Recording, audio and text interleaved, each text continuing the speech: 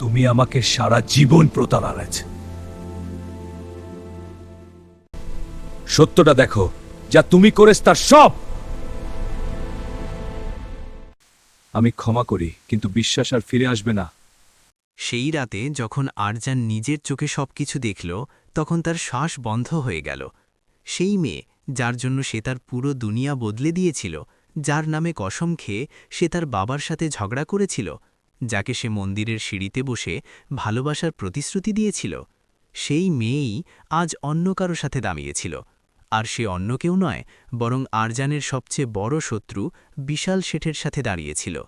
হাসতে হাসতে, আরামে, যেন এই দুনিয়ায় আরজানের অস্তিত্বই নেই।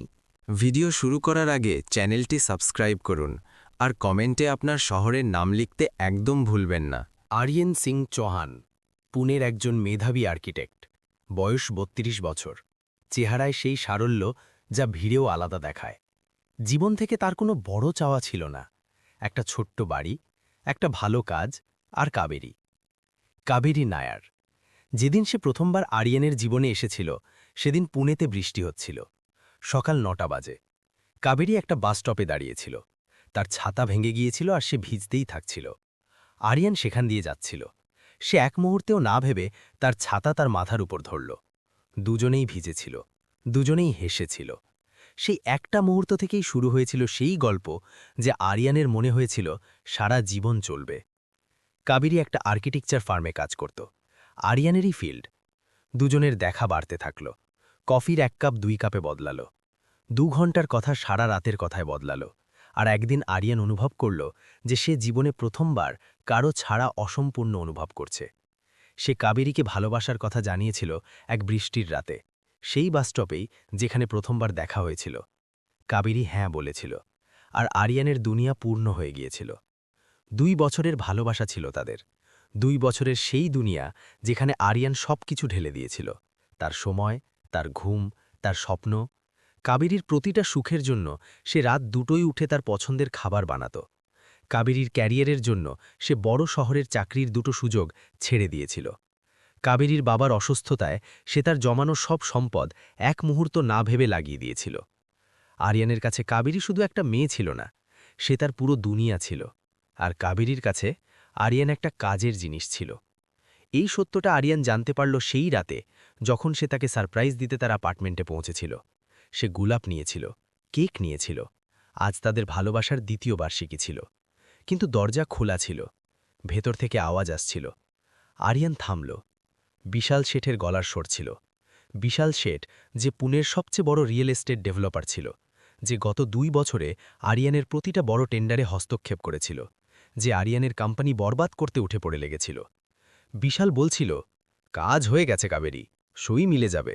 আরিয়ানের কোম্পানির সেই বড় প্রজেক্ট আগামী মাসে আমাদের হাতে চলে আসবে। কাবেরীর গলার স্বর এলো, কিন্তু তার সন্দেহ হবে না তো? সে তো অনেক চালাক। বিশাল হাসল, তাকে? সে তো তোমাকে চোখ বুজে বিশ্বাস করে, আর এটাই তার সবচেয়ে বড় দুর্বলতা। তুমি ২ বছরে এটা ভালোভাবেই প্রমাণ করেছ। কাবেরীর হাসির শব্দ এলো, হ্যাঁ, এটা তো আছে। আরিয়ানের হাত থেকে গোলাপ পড়ে গেল, একটা একটা পাপড়ি ছড়িয়ে গেল, ঠিক তার হৃদয়ের মতো। ২ বছর, পুরো ২ বছর কাবেরী এই খেলা খেলেছিল বিশাল শেঠের এজেন্ট হয়ে। আরিয়ানের প্রতিটা পরিকল্পনা, প্রতিটা দরপত্র, প্রতিটা রহস্য বিশালের কাছে পৌঁছে দিতে থাকল। আর আরিয়ান তাকে ভালোবাসতে থাকল, তার জন্য বাঁচতে থাকল, তার বাবার ঋণ শোধ করতে থাকল। সে সেখান থেকে চুপচাপ বেরিয়ে গেল। সিঁড়ি নামল, বাইরে এলো। বৃষ্টি হচ্ছিল। সারা রাত সে পুনের রাস্তায় হাঁটতে থাকল। না কাঁদল, না চিৎকার করল, না কাউকে ফোন করল, শুধু হাঁটতে থাকল। তার মাথায় একের পর এক সেই মুহূর্তগুলো আসতে থাকল। কাবেরীর হাসি, সেই প্রথম বৃষ্টি, সেই প্রতিশ্রুতিগুলো, আর তারপর বিশালের সেই কণ্ঠস্বর। এটাই তার সবচেয়ে বড় দুর্বলতা। সকাল হতে হতে তার ভেতরে কিছু বদলে গিয়েছিল। সে ভাঙেনি, সে জমে গিয়েছিল, ঠান্ডা, শান্ত, আর সংকল্পে ভরা। পরের দিন কাবেরীর ফোন এলো, মিষ্টি কণ্ঠস্বর। কাল রাতে কোথায় ছিলে? খুব মনে পড়ছিল। Happy anniversary আর্জন। আর্জন এক মুহূর্ত থেমে একদম স্বাভাবিক গলায় বলল, কিছু কাজ ছিল, কাল দেখা করব। সে ফোন রাখল, আর তার ডায়েরি খুলল। প্রথম পাতায় সে একটা লাইন লিখল, যে যা বনে সে তাই কাটে। পরের ৩ মাস আর্জন একটা আলাদা জীবন কাটাল। বাইরে থেকে সে সেই একই আর্জন ছিল। কাবেরীর সাথে দেখা করত, তার সাথে কফি খেত, তার কথা শুনত, হাসত।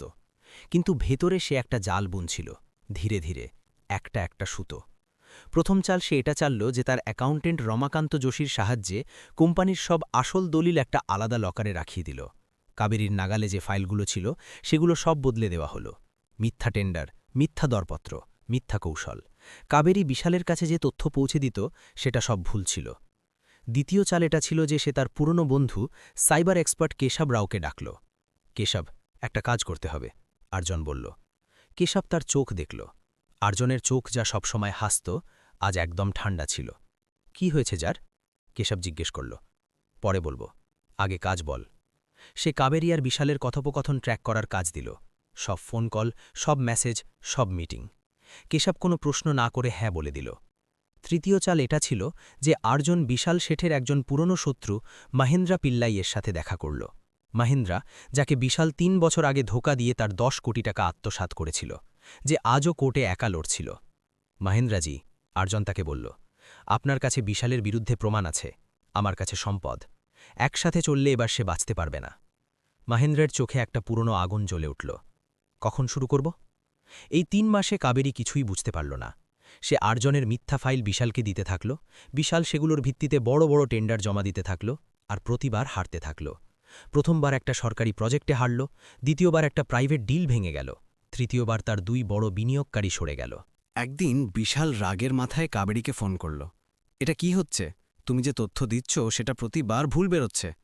কাবেরী ঘাবড়ে গেল। আমি তোমাকে যা পাচ্ছি তাই দিচ্ছি, আর্জুন কিছু লুকাচ্ছে না। বিশাল ফোন কেটে দিল। কাবেরী অস্থির হল। সে আর্জুনের কাছে গেল। আর্জুন, তুমি কি কিছু বদলাচ্ছ তোমার কোম্পানিতে? আর্জুন তার চোখে তাকালো, হাসল। না তো, সব আগের মতোই আছে। সে মিথ্যেটা এত আরামে বলল যে কাবেরীর এক মুহূর্তের জন্য মনে হলো হয়তো বিশালই ভুল ভাবছে। তার জানা ছিল না যে মানুষটাকে সে এতদিন ধোঁকা দিয়ে আসছিল, আজ সেই মানুষটাই তাকে সবচেয়ে বড় শিক্ষা দেওয়ার প্রস্তুতি নিচ্ছে। ৩ মাস পরে পুনেতে সেই বছরের সবচেয়ে বড় কমার্শিয়াল প্রজেক্ট টেন্ডার খুলল, ৫০০ কোটির, একটা পুরো বিজনেস ডিস্ট্রিক্ট। পুরো শহরের নজর সেদিকে। বিশাল শেঠ পুরো প্রস্তুতি নিয়ে এসেছিল। তার বিশ্বাস ছিল যে এবার সে জিতবে। কাবেরী তাকে আর্জুনের পুরো কৌশল, পুরো দরপত্র, পুরো পরিকল্পনা জানিয়ে দিয়েছিল। অথবা বিশাল এমনটা ভাবছিল। টেন্ডার খুলল। আর্জুন সিং চৌহান আর্কিটেক্ট সেই প্রজেক্ট জিতে নিল। বিশালের চেহারা পাথরের মতো হয়ে গেল। কিন্তু এটা তো মাত্র শুরু ছিল। সেই সন্ধ্যায় কেশব আর্জুনকে একটা পেন ড্রাইভ দিল। এতে সব আছে, গত ৩ মাসের কাবেরী আর বিশালের সব recording, phone call, message, meeting. Arjun pen drive হাতে নিল। এক মুহূর্তের জন্য চোখ বন্ধ করল। কাবেরীর মুখ এলো, সেই প্রথম বৃষ্টি, সেই ভাঙা ছাতা, সেই হাসি। তারপর সেই রাতের সত্য এলো, বিশালের কণ্ঠস্বর। এটাই তার সবচেয়ে বড় দুর্বলতা। আর্জুন চোখ খুলল। মুখে একটা শান্ত ঠান্ডা হাসি ছিল। সে ফোন তুলল আর কাবেরীকে মেসেজ করল, কাল বিকেল ৬টায়, সেই জায়গায় যেখানে আমরা প্রথমবার দেখা করেছিলাম, কিছু জরুরি কথা বলার আছে। কাবেরীর জবাব সাথে সাথে এলো, হাটের চিহ্ন, অবশ্যই আসব। পরের বিকেল, সেই বাসস্টপ, সেই জায়গা যেখানে ২ বছর আগে এক বৃষ্টিতে ২ মানুষের গল্প শুরু হয়েছিল। কাবেরী আগে পৌঁছল। সেই হলুদ শাড়ি পরেছিল যা আর্জুনের সবচেয়ে পছন্দের ছিল। যখন আর্জুন এলো তাকে দেখে সে হাসল। আর্জুন তার দিকে তাকাল। ২ বছর আগে এই মুখটাই তার দুনিয়া ছিল।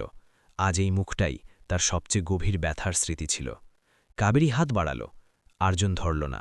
কাবেরী অবাক হয়ে জিজ্ঞেস করল, কি হয়েছে, সব ঠিক আছে? আর্জুন একটা খাম বের করে তার দিকে বাড়াল। কাবেরী খুলল। ভেতরে ছিল সেই রাতের ছবি, কাবেরী আর বিশাল, ফাইল বদলাতে বদলাতে, হাসতে হাসতে। কাবেরীর মুখ সাদা হয়ে গেল, তার হাত কাঁপতে লাগল। এটা কি? আর্জুন শান্ত গলায় বলল, সত্য। তুমি আমার সাথে যা করেছ তার পুরো গল্প। কাবেরীর চোখ ভরে এলো। আর্জুন, আমাকে মাফ করো। আমি বাধ্য ছিলাম। বিশাল আমার বাবার পুরনো ঋণের কথা তুলে আমাকে ফাঁসিয়েছিল। আমি ভয় পেয়ে গিয়েছিলাম।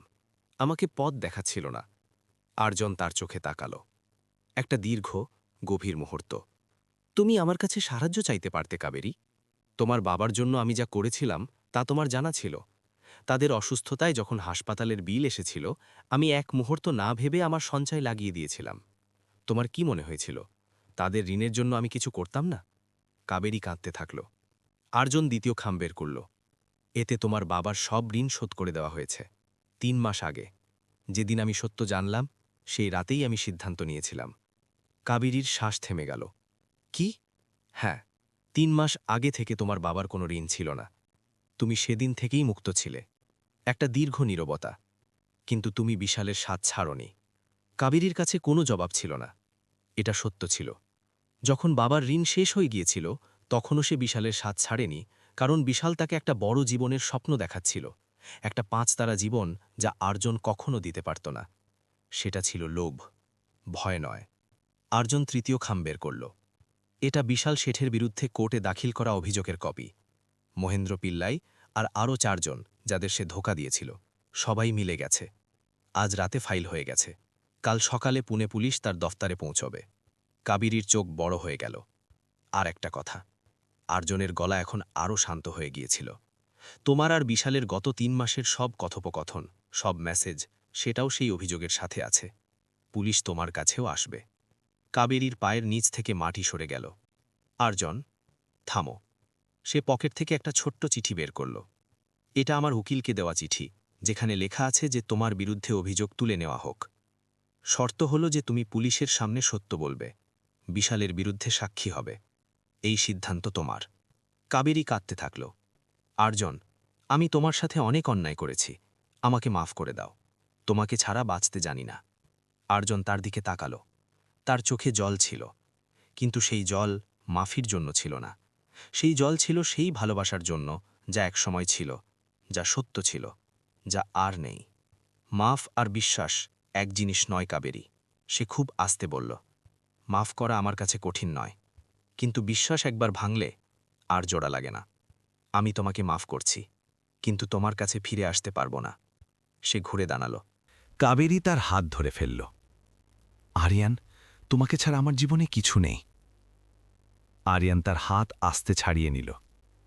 কাবেরী, তুমি 2 বছরে নিজেই প্রমাণ করেছ যে তোমার জীবনে আমি সবসময় দ্বিতীয় স্থানে ছিলাম।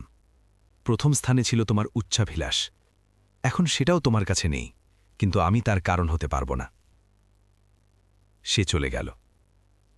কাবেরী সেই বাস স্টপেই বসে পড়ল, সেই জায়গায় যেখানে 2 বছর আগে 2 মানুষের গল্প শুরু হয়েছিল। এখন সে একা ছিল, আর অন্ধকার ছিল।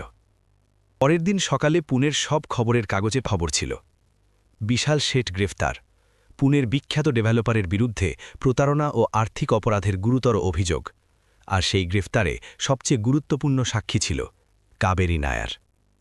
সে সত্য বলেছিল। হয়তো এই কারণে নয় যে তার ভয় ছিল, বরং এই কারণে যে প্রথমবার তার সত্যি উপলব্ধি হয়েছিল যে সে কি হারিয়েছে। আরিয়ানের কোম্পানির সেই 500 কোটির প্রজেক্ট শুরু হয়ে গিয়েছিল। প্রতিদিন সকালে সে সাইটে যেত, তার ইঞ্জিনিয়ারদের সাথে কাজ করত, মাটি থেকে ইমারত গড়ে উঠতে দেখত। এই কাজটা তার সবসময়ই পছন্দের ছিল। মাটির উপর কিছু বানানো, যা টিকে থাকে, যা মানুষের কাজে আসে। একদিন সাইটে তার পুরনো বন্ধু নিখিল দেখা করল।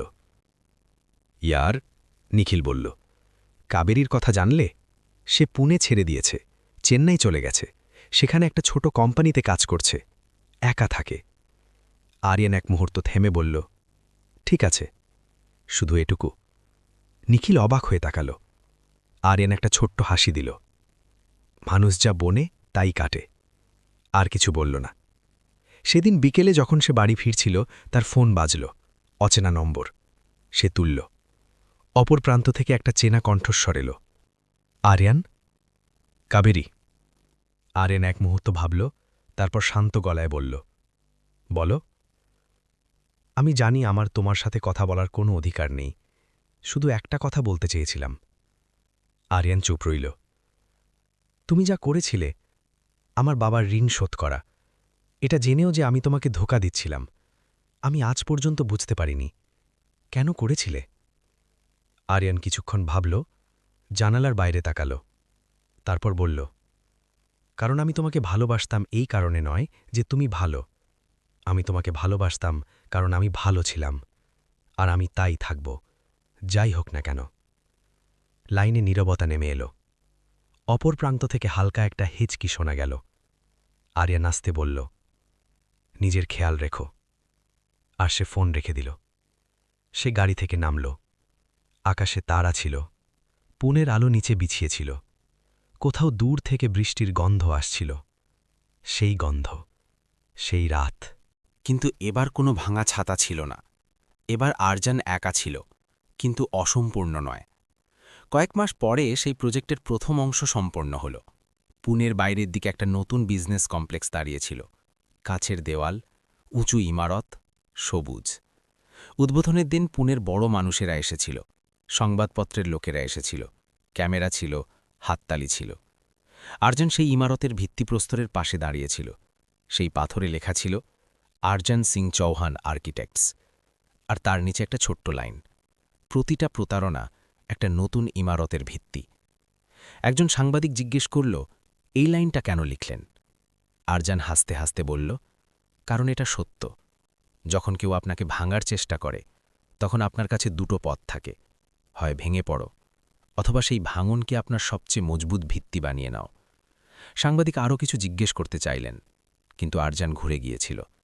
তার পেছনে দাঁড়িয়েছিল সেই ইমারত যা সে বানিয়েছিল, আর সামনে ছিল জীবন, যা এখনও বাকি ছিল, যা পুরোপুরি তার নিজের ছিল। বলা হয় যে মানুষ সত্যিকারের ভালোবাসে তাকে সবচেয়ে গভীর আঘাত পেতে হয়, কিন্তু সেই মানুষই সবচেয়ে শক্তিশালী হয়ে ওঠে। কারণ যে মন থেকে দিয়েছে তাকে দুনিয়ার কোনো শক্তি খালি হাতে রাখতে পারে না। ধোঁকা দেওয়া মানুষ একদিন একা হয়, আর দাঁড়িয়ে থাকা মানুষ একদিন জেতে। বন্ধুরা, এই গল্প এখানেই শেষ, কিন্তু একটা প্রশ্ন আছে যা মনে আসে। আরজান কি ঠিক করেছিল? তার কি কাবেরীকে আরেকটা সুযোগ দেওয়া উচিত ছিল, নাকি যা করেছে সেটাই সঠিক ছিল? আপনি কি ভাবছেন? কমেন্টে অবশ্যই লিখুন। আর এটাও বলুন, আপনি এই ভিডিও ভারতের কোন শহর থেকে দেখছেন? দিল্লি থেকে, মুম্বাই থেকে, পুনে থেকে, নাকি অন্য কোনো শহর থেকে যেখানে আরজানের মতো মানুষেরা চুপচাপ বেঁচে থাকে আর একদিন জিতে যায়? এই গল্পের দ্বিতীয় পর্ব হওয়া উচিত কি, যেখানে কাবেরী নিজেকে প্রমাণ করে, যেখানে আরজানের জীবনে একটা নতুন মোড় আসে? যদি হ্যাঁ, তাহলে কমেন্টে লিখুন দ্বিতীয় পর্ব চাই। ভিডিও ভালো লাগলে লাইক অবশ্যই করুন, চ্যানেল সাবস্ক্রাইব করুন, আর এই গল্পটা সেই মানুষদের কাছে পৌঁছে দিন যারা আজ কারো ধোকায় ভেঙে পড়েছেন। তাদের বলুন, আরজানের মতো মানুষেরা ভাঙে না, তারা গড়ে ওঠে। মিলব।